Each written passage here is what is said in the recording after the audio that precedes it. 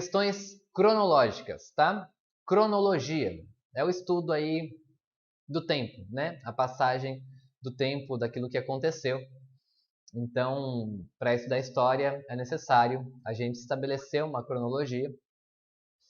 E, assim, em períodos já da história antiga, a partir dos assírios, mais ou menos, a gente tem dados mais precisos, mais concretos, para bater o martelo e falar, foi assim que aconteceu, foi nessa época, foi nesse ano, nessa data. E depois, né, na época dos gregos, Jesus, Império Romano, Idade Média, é bem mais preciso, tá? Vai ficando cada vez mais preciso. Agora, esses primórdios aí, é mais controvertido. A gente não tem tantos documentos desse período para poder realmente ter uma clareza desse assunto. E o que acontece é que quem, né, produziu história e produz até hoje, nessa área da pré-história, história antiga, ali no início das civilizações, tem uma mentalidade evolucionista. Então, na hora de construir essa cronologia, vai se basear nesse entendimento evolucionista da história. O que pra gente aqui, né, que está querendo estudar a história a partir da Bíblia, de uma perspectiva cristã, essa cronologia não interessa, né? A, a Bíblia, ela tem uma cronologia própria. Então essa cronologia secular, que coloca datas muito grandes, né, para a pré-história, para o início das civilizações, não bate com aquilo que a Bíblia ensina, né? Então esse é um assunto que é difícil porque secularmente a gente tem, mas assim, muitos cristãos e até teólogos, né, confiam muito facilmente nas datas colocadas pela academia, tá? Pelos historiadores que têm lá o seu pós-doc, e eles falaram que é 2345 e você só repete, porque ele é o especialista da área, né? Porém, estudando um pouco mais a fundo esse assunto de cronologia, o que a gente percebe é que não existe tanta certeza,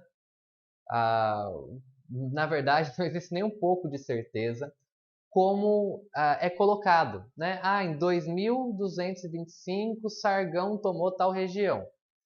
E aí você fala, poxa, né? A pessoa deve saber muito bem o que está falando, porque ela deu um ano muito preciso. E aí você vai ver exatamente o porquê desse ano e faltam argumentos, falta base. É muito baseado em suposições, em hipóteses. Agora, as hipóteses podem estar erradas e, se estiverem, a gente tem uma mudança grande nesse sentido. Então, já há algum tempo, tem vários historiadores questionando: olha, está errado, isso aqui não está batendo com aquilo. Então, tem egiptólogos, por exemplo, né, que o principal da cronologia é egípcia, que falam: olha, não está batendo, está incongruente isso, não tá fazendo sentido. Só que na falta de uma opção melhor, porque, claro, eles não vão querer usar a Bíblia como base cronológica, então eles continuam mantendo essa linha, essa cronologia evolucionista baseada nas dinastias egípcias, tá? Eu vou falar um pouco sobre isso, tudo bem? Então, vamos entender um pouco esse assunto, porque eu acho que muda um pouco, vira uma chavinha aqui no nosso entendimento em relação à história, de uma forma geral, né? História antiga e a relação de Deus com a história, com o povo dele. A gente puxa bem mais perto aqui da gente tudo isso, tá? A partir de realmente aceitar o que a Bíblia diz nesse assunto, tudo bem? Então vamos lá.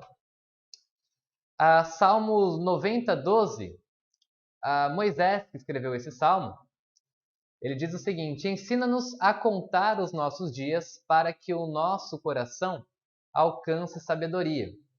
É lógico, né? Esse texto, ele está falando aqui mais, creio eu, num contexto pessoal, né? Tipo de pensar naquilo que já viveu, no que vai viver, contar os dias para ser sábio, né? E isso é importante. Mas eu quero, né, extrapolar talvez um pouco o sentido original aqui, nesse sentido, né, de contar realmente os dias da humanidade, né, os nossos dias como seres humanos na Terra. Se a gente aprende a contar corretamente os dias, né, o início, o desenvolvimento da história humana e a sequência até os dias de hoje, contar isso traz sabedoria na nossa forma de compreender a história, tá bom? Então, partindo aqui dessa reflexão, vamos lá. Às vezes, tem muita gente que aceita prontamente, né, o que um historiador diz, por causa da crença muito forte hoje que existe na ciência. A ciência tem feito grandes progressos, né? Existem grandes invenções, né, de celular, aviões, existe um progresso na humanidade enorme, e isso tem a ver com as tecnologias, com a ciência. Só que é importante a gente entender que existe uma ciência que é experimental, que ela é feita na base da repetição. Você forma uma teoria e você testa e erra várias vezes, você continua tentando, e até que depois de muito fracasso, você consegue uma nova descoberta, tá? Por exemplo, para inventar uma lâmpada, foi necessário uma série de experimentos, testes, né? Então a ciência experimental, ela é muito diferente da ciência histórica, de algo que está lá atrás, que já se passou. Porque a história a gente não tem como fazer esse processo de reproduzir em laboratório. Aconteceu, um dilúvio aconteceu, você não reproduz mais um dilúvio, né? Então, às vezes se confunde essa ciência experimental e os avanços dela com a ciência histórica, achando que, tipo assim, a história é uma ciência exata, se o historiador falou, ele está certo, ele está cheio da razão. E a história não é bem assim, tá? Ela é uma ciência que demanda interpretação e possibilidade de erro, porque a gente trabalha com hipóteses, tá? De uma forma geral.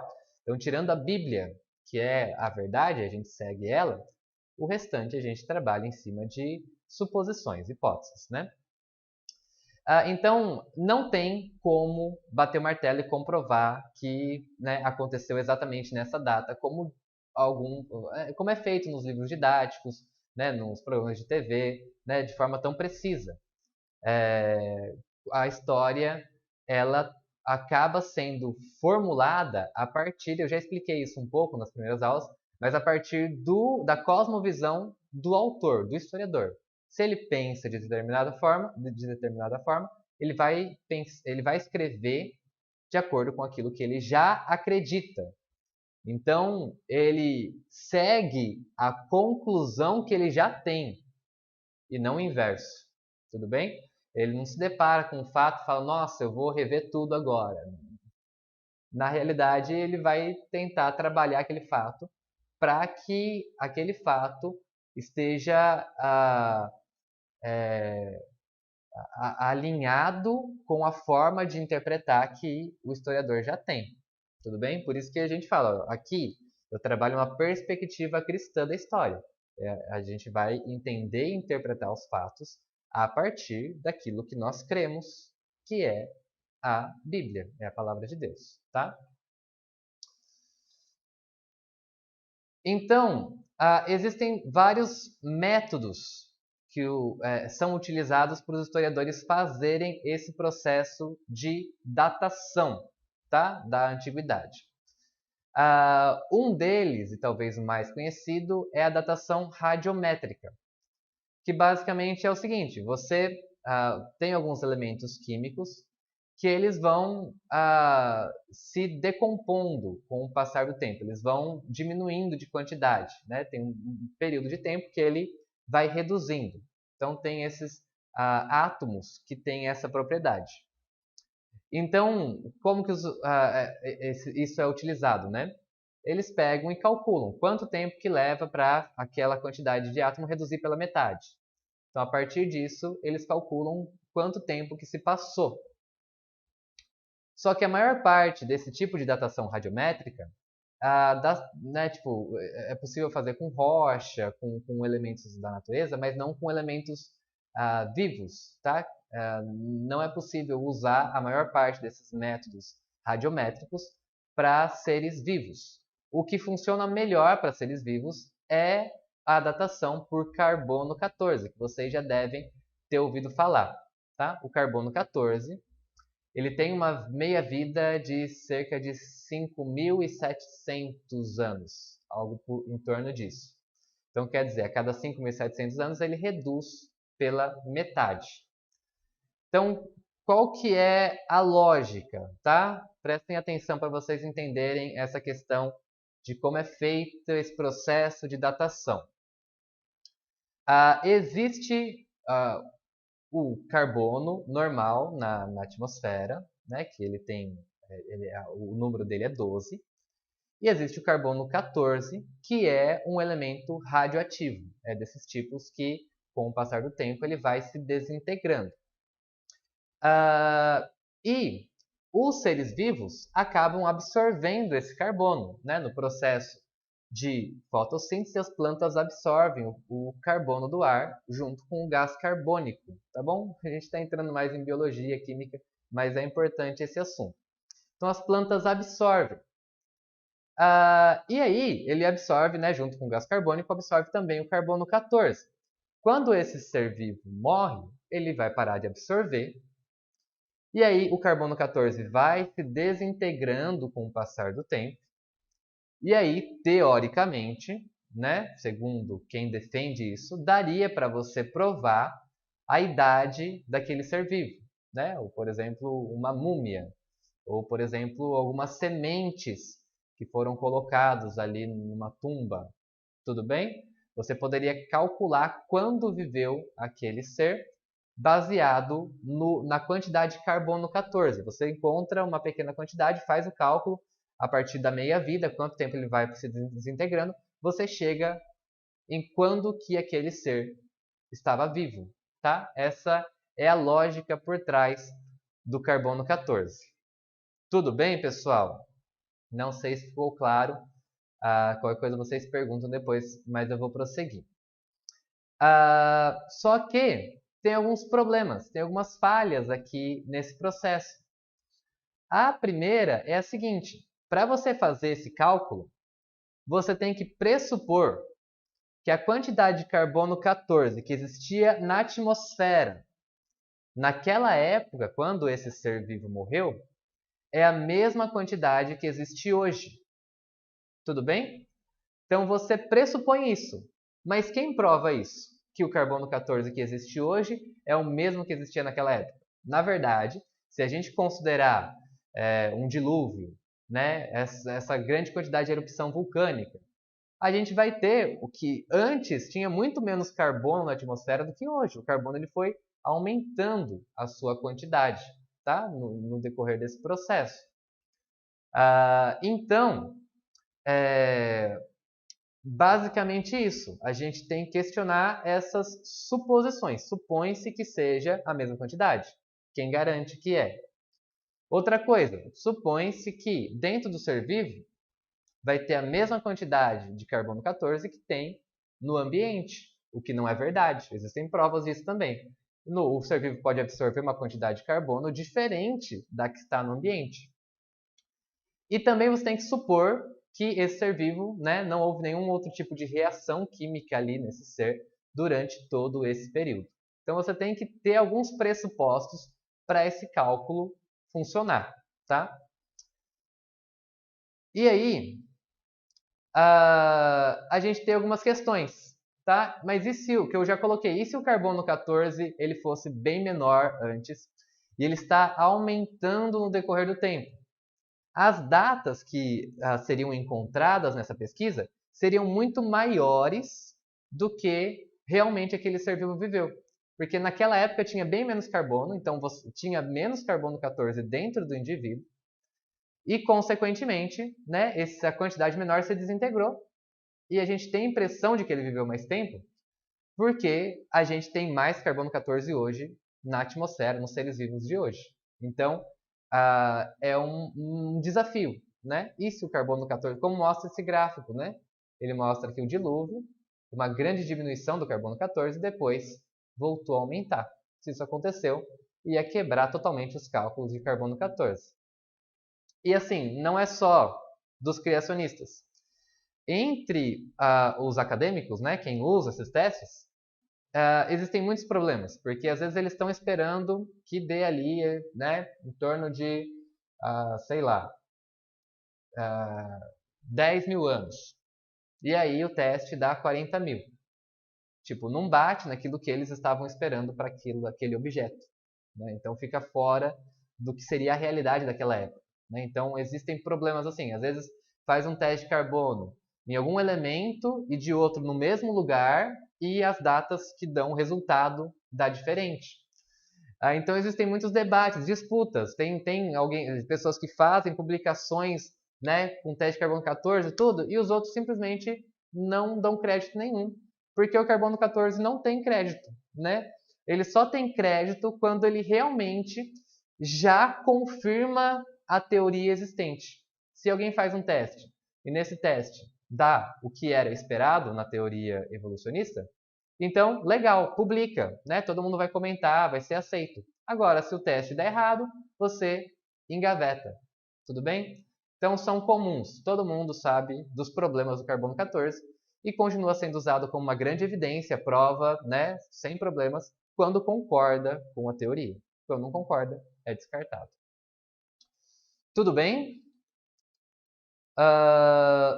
Outra forma de fazer cálculos em relação à história, ao período, é observações astronômicas, que são raras, mas existiram, né? Algum faraó, algum rei, registrou que naquela data, naquele ano do reinado dele, aconteceu um eclipse. E com o eclipse você consegue voltar, né? Porque o Sol e a Lua, né? Você consegue ir voltando nesses ciclos até identificar quando que teria acontecido. Então parece ser mais preciso, mas tem um problema.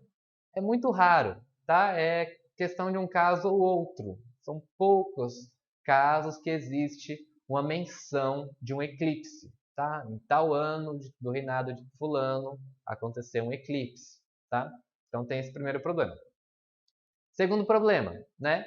Como que eles calculavam um ano? Porque você tem a data do reinado, daí você tem que ver, tipo, quantos anos governou aquele rei, quem veio depois, para partir dali ir construindo alguma coisa a partir de uma data fixa. Mas a questão é que os anos, como que os anos eram contados naquela civilização? Porque tem civilizações que usam o calendário solar, outras o calendário lunar, que vai dar muita diferença. Então, a forma como a gente conta hoje não foi a que sempre foi contado o tempo. Eles não tinham tanta precisão nos cálculos como nós temos hoje para contar os períodos de tempo. Então, às vezes o período de tempo que ele está se referindo ali é muito diferente do período que nós entendemos hoje. E outra questão é que existe mais de um eclipse na mesma região. É lógico, demora para acontecer? Sim, às vezes uns 300 anos, né? Mas, se aconteceram 2 eclipses no mesmo lugar, qual deles que o historiador vai escolher? Aquele que casa mais com a teoria evolutiva, né? Então, quanto mais jogar para trás, melhor. E não um eclipse posterior.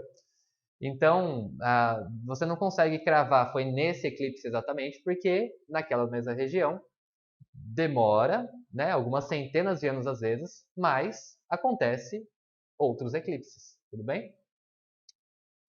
Muito bem. Então, tem os seus problemas também. E o último ponto aqui são os registros escritos, tá? Que normalmente são listas de reis. Então, você tem, né, dos assírios. Tal rei governou tantos anos, depois veio tal, governou tantos anos, depois veio tal. Então, você consegue construindo algo a partir daí. Dos faraós também, existem listas de reis nesse sentido. Mas tem vários problemas novamente. Né? Primeiro que é fragmentado, é daquela civilização. Então, tipo, os assírios não viveram todo o tempo, não tem a lista completa. Falta coisas. Então tem períodos que provavelmente quem escreveu conhecia melhor e outros períodos que ele não conhecia bem, que ele foi colocando mais ou menos o que ele achava. Então, tem esse problema que existem muitas lacunas de tempo que não são descritas. A confiabilidade do registro, né? Porque às vezes você tem dois registros, um diz que governou tanto tempo, outro diz que governou tanto tempo. E aí, com qual dos dois você fica? Existe a possibilidade de alguém que registrou alguma coisa quis considerar mais anos para determinado rei, porque ele estava escrevendo na época daquele rei e queria mostrar que aquele rei teve um governo maior, grandioso.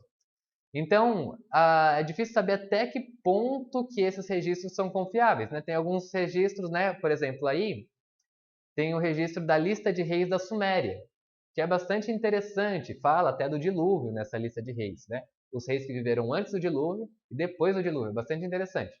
Mas ele coloca ali alguns reis que governaram 300 anos, né? O que até tem alguma lógica se você considerar a cronologia bíblica, né? E o tempo que viveram algumas pessoas. Mas tem algumas coisas que saem da lógica. Então, é difícil de encaixar. Fala, nossa, isso aqui não tem como, né? Então, qual nível de veracidade desses registros? É um problema. E também a possibilidade de governos simultâneos. Então, às vezes a gente tem, em relação ao rei, ele governou tanto tempo, e aí o filho dele começou a governar junto com ele. Governou, sei lá, 10 anos juntos. E aí você conta tanto o governo desse como sendo, né, vamos dizer, 40 anos, 10 de corregência, e do outro você conta os 10 de corregência e o que ele governou depois também. Então, tem casos que a gente sabe que isso aconteceu e que torna difícil, porque, né, quantos anos que ele realmente governou, quantos anos foram corregência, a gente não sabe. E também casos de que, né, por exemplo, de dinastias de faraós. Elas são colocadas como sendo uma sequência. Veio uma dinastia e depois a outra. Mas quem disse que essas dinastias não podem ter sido simultâneas, mas em regiões diferentes, em cidades diferentes? Então a cronologia egípcia tem esse grande problema. Ela é colocada como sendo uma sequência totalmente encadeada de dinastia.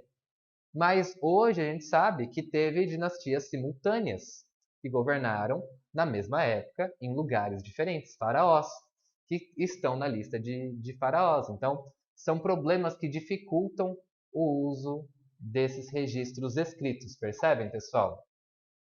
Então, existem várias dificuldades aqui. E aí, o que é mais usado para estabelecer a cronologia secular da forma como a gente tem hoje? É a cronologia egípcia, tá? Porque ela é, dentre as civilizações, com exceção, tá, da história dos hebreus, de Israel, ela é a mais completa, tá? Mas sem dúvida que a Bíblia é bem mais completa, mais ah, plausível, mais coerente do que é essa daqui. Mas enfim, eles não vão querer usar a Bíblia, né? Então eles têm que ter uma base. Os historiadores têm que ter uma base para, a partir dessa base, dizer, isso foi na mesma época de tal faraó, né? Então qual que é essa linha mestra para formular a cronologia de todos os povos da antiguidade? É o Egito. Tudo bem? É a base. E o que a gente tem do Egito? A gente tem basicamente, tá? Algumas rochas que tem uma sequência de reis, mas não tem data.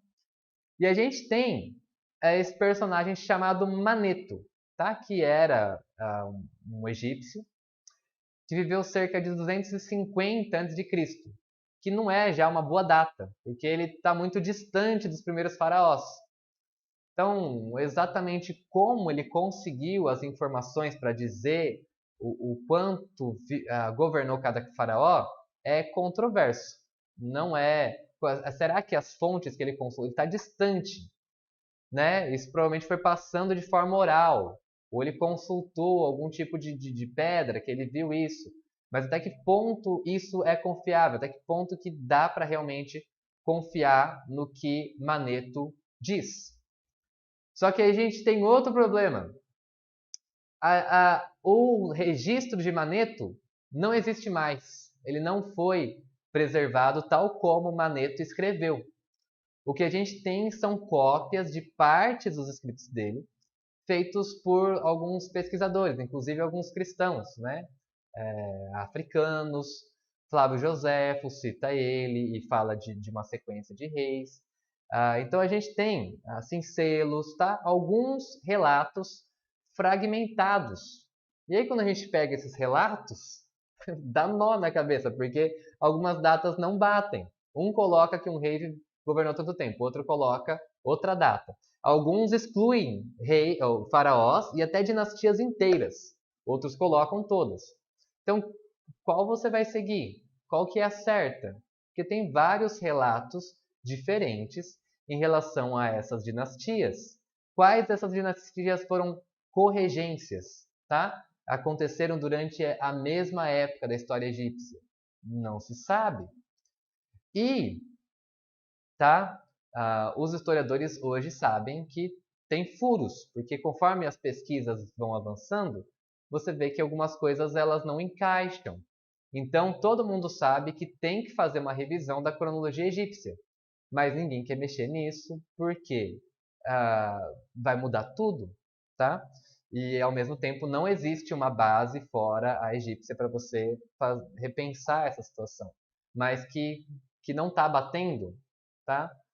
Por exemplo, é usado na história tipo 3 cronologias. Então você encontra, isso aconteceu em tal data, segundo a cronologia curta.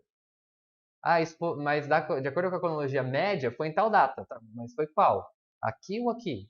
Então, entre os próprios historiadores não existe consenso nessa questão cronológica, tá? Porque a gente tem aqui uma fonte duvidosa com várias suposições, né? Suposição de que está tudo certo, suposição de que foi um faraó na sequência do outro, suposição de que todo mundo escreveu exatamente o que aconteceu, foi preservado assim de uma forma quase milagrosa. Então, tem problemas, tá? Tem muitos problemas, só que isso não é muito falado. E aí, qual que é o outro problema? É que a cronologia egípcia que dá base para todas as outras. Então, como que você tira, por exemplo, a, a época da Guerra de Troia? Você se baseia mais ou menos na época que viveu determinada dinastia do Egito, tá?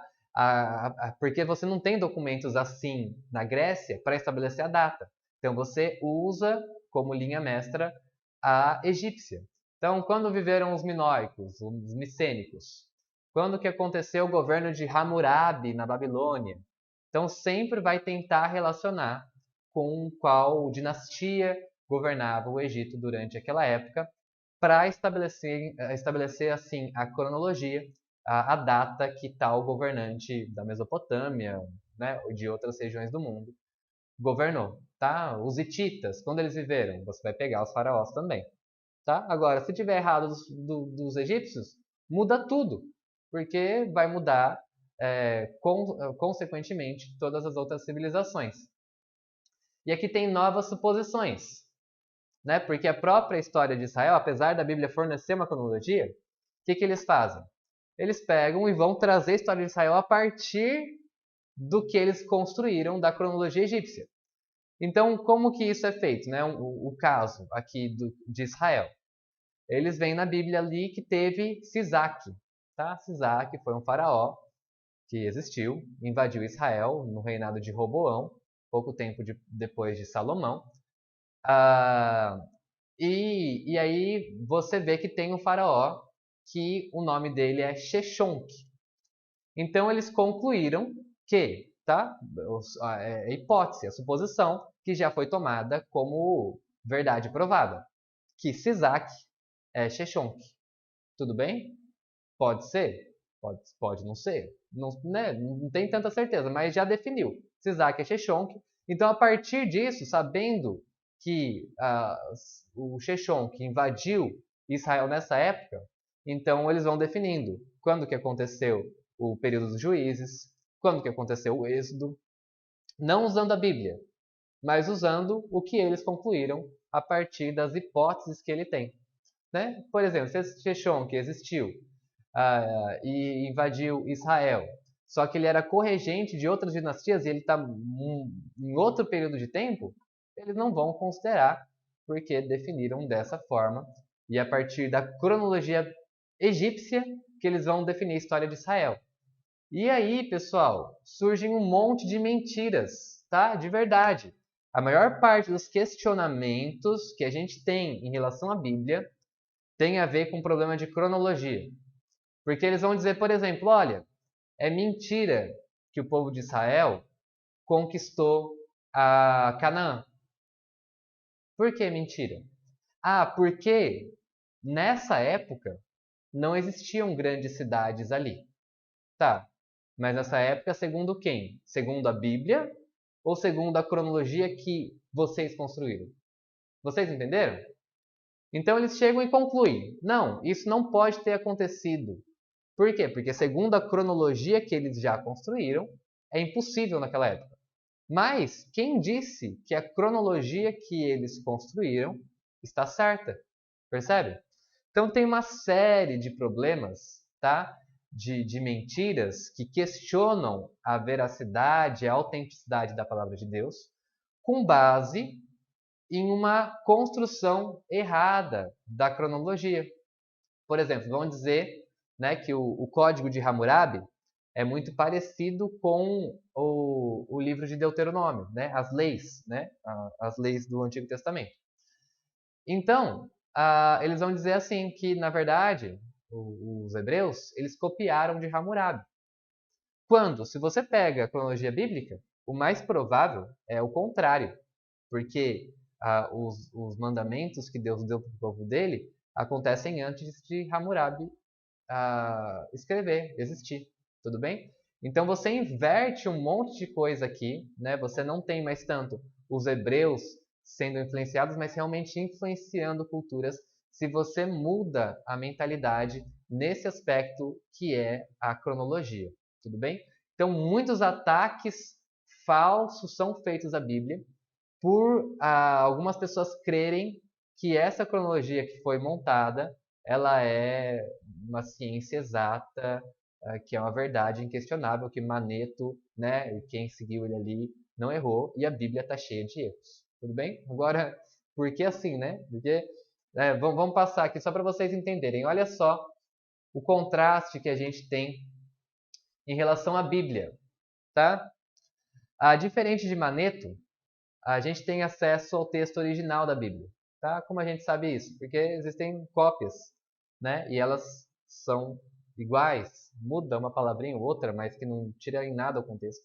Então a gente tem acesso ao texto original da Bíblia, tal como Moisés escreveu, tá? No caso dos primeiros livros da Bíblia, que estão muito mais próximos dos eventos, tá? Tratando do Êxodo, tratando dos patriarcas, está muito mais próximos dos eventos descritos na Bíblia do que Maneto, que está em 250 a.C. Moisés está lá atrás, 1500 a.C. Então ele está muito mais perto. A chance de ser mais verossímil, o relato dele é muito maior. A Bíblia, diferente desses outros povos, né, que vão tratar de uma forma totalmente mitológica as origens, tem uma explicação muito racional. Ela explica de forma lógica o começo, Gênesis, ali como começou, né, na criação do mundo, a sequência dos eventos do dilúvio. E se a gente for comparar isso, não tem nada a ver com a narrativa das origens dos outros povos, que é uma bagunça, uma confusão, que não tem uma lógica. Tem os deuses ali, um come o outro, sai de dentro, sabe assim? A forma que eles compreendiam as origens não é em nada semelhante, tá, com o relato de Gênesis. Dizer que o Gênesis é mitologia comparando com essas outras mitologias é falso. Porque assim, Deus cria, é tarde e manhã, uma sequência muito lógica e racional de eventos. Não tem a ver, tá? São eventos, é uma narração de história, de fatos, e não uma criação mitológica das origens.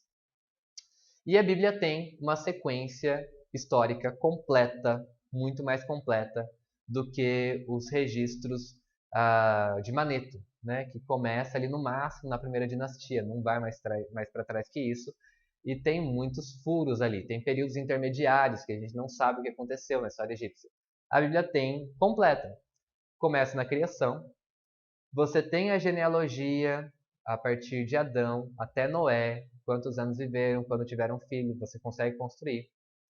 De Noé, você tem de Noé até Abraão também, quantos anos viveram, quando tiveram filho, você constrói os anos. A partir de Abraão, segue, a Bíblia dá os dados de quanto tempo viveu Abraão, Isaac, Jacó, você chega até José, tá? E aí em José tem um período que já não tem a genealogia, mas não tem datas tão claras. Só que a gente tem a data que Abraão fala, que Deus fala para Abraão do período do cativeiro, né, os 400 anos. A partir daí dá para traçar também, mais ou menos quanto tempo que aconteceu de Abraão até a libertação do Egito, 400 anos. E você tem depois quanto tempo governou cada juiz, desde Moisés, né, na sequência ali com Josué, quanto tempo governou cada juiz. Depois, os reis de Israel, quanto tempo governou Saul, Davi, Salomão, na época do reino dividido. Você consegue construir toda a cronologia. Fala também, além disso, que Salomão construiu o templo 480 anos depois da libertação do Egito. Então a Bíblia ela traz dados que possibilitam construir uma cronologia, se não assim, tipo, tão cravada, mas muito, muito, muito mais fidedigna, mais próxima da realidade do que qualquer outra, tá? Mesmo a egípcia. Então você tem também a lista de reis, tem marcos de referência.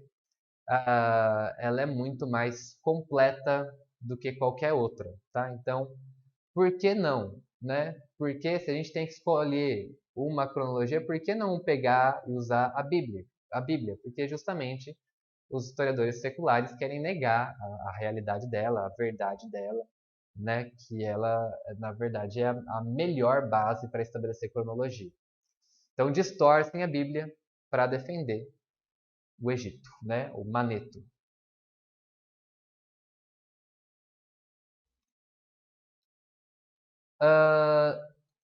E aí, pessoal, então, tem esse desafio, existe, né? Existem alguns materiais, tá, sobre esse assunto. Tem um pesquisador, né, chamado Osgood. Osgood tem no site creation.com, tem bastante coisa interessante sobre ele nesse sentido. Tem um que me foge o nome, mas que participou de um documentário, Padrões de Evidência, tá? Eu acho que tem no YouTube, Padrões de Evidência, que é muito bom. Eu esqueci o nome do. Ele tem vários livros sobre cronologia egípcia, assim, desmontando mesmo, né? Tipo, trazendo as luzes, as claras, tipo, aquilo lá não tem essa solidez como é proposta, né? Então, existem outras pesquisas, né, tipo, de outros historiadores, mas esses sempre são excluídos do meio acadêmico, né, porque não está falando de forma coerente, então essas pessoas ficam mais na periferia das discussões, porque não concordam com o senso comum, né, com aquilo que já foi estabelecido. Mas existem pesquisas que rebatem, que tentam construir, ou pelo menos desconstruir a egípcia, né? E pessoas tentando construir com base na cronologia bíblica a história mundial. Então a Bíblia tem uma base, né, não evolucionista, que vai dar diferenças óbvias. Fala de grandes eventos globais que explicam muita coisa, mas que não são bem aceitos, como o dilúvio, a Torre de Babel, a Era do Gelo. Ela reduz o período da história para muito menos anos, fica bem mais junto aqui, não sei se vocês perceberam, mas quando você fala assim, milhares de anos atrás, a pré-história, parece que assim, Deus está num processo lento, fazendo aos poucos. Quando você junta na cronologia bíblica e fala, 4.000 anos atrás começou Adão ali, né, 2.300 anos de dilúvio, tipo assim, o que isso gera na nossa forma de compreender é um Deus que está muito ativo. É uma história que está acontecendo e acontecendo rápido, né? Então, você traz a história mais perto e a ação de Deus da história mais intensa, mais forte, né? E essa é a história providencial, é um Deus que se revela, que age, que faz, e isso a gente vê muito forte na Bíblia. Então você joga, né, milhares de anos para trás, cadê esse Deus, né, pacato, que não se mexe?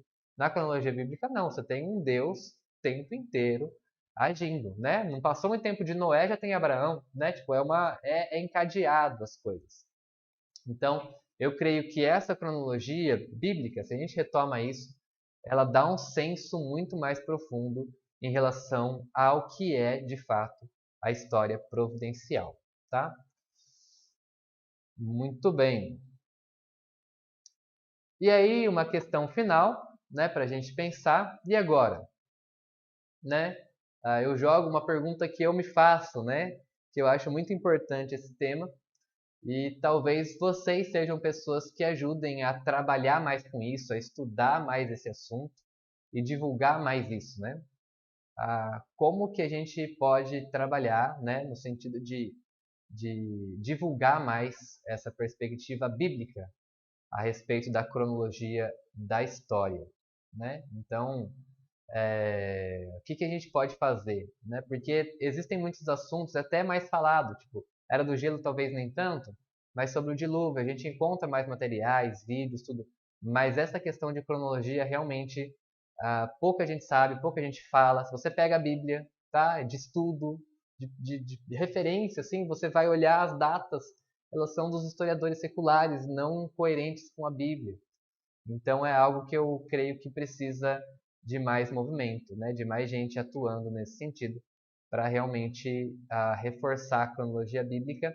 E a linha do tempo que vocês estão fazendo, que eu estou desenvolvendo aqui, ela é baseada na Bíblia. Ela relaciona outros povos, só que tendo como fundamento a veracidade da palavra de Deus, a partir dessa linha dorsal que a gente vai ver quando que viveram, quando aconteceu os outros eventos da história da humanidade.